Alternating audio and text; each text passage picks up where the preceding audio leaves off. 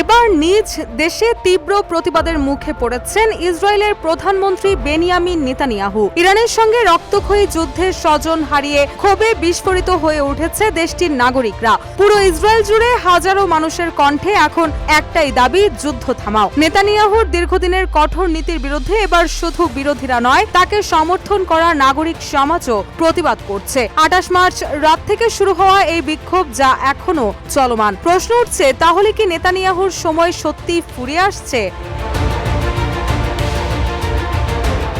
ইসরায়েলের সংবাদ মাধ্যম দ্য জেরুজালেম পোস্ট জানিয়েছে, তেল আবিব, হাইফা এবং জেরুজালেমে সমবেত বিক্ষোভকারীরা যুদ্ধবিরোধী স্লোগান দেন এবং অবিলম্বে যুদ্ধ বন্ধের দাবি জানান তারা। তবে শান্তিপূর্ণ এই বিক্ষোভে বাধা দেয় পুলিশ। বিভিন্ন স্থানে আইন শৃঙ্খলা বাহিনীর বিরুদ্ধে বল প্রয়োগের অভিযোগও ওঠে। এছাড়াও এই কর্মসূচি থেকে অন্তত 21 জনকে গ্রেপ্তার করা হয়েছে বলে জানা গেছে।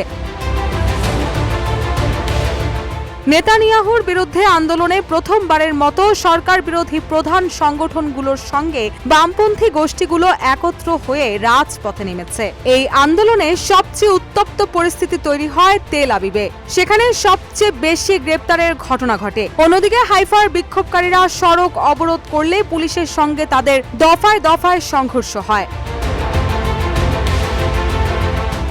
এদিকে পুলিশ এক বিবৃতিতে জানিয়েছে, জননিরাপত্তা বিঘ্নিত হয় এমন কোনো পরিস্থিতি তারা সহ্য করবে না। তবে আয়োজক সংগঠনগুলোর দাবি, এটি শুধু আইন শৃঙ্খলার বিষয় নয়, বরং রাজনৈতিক কণ্ঠরোধের চেষ্টা।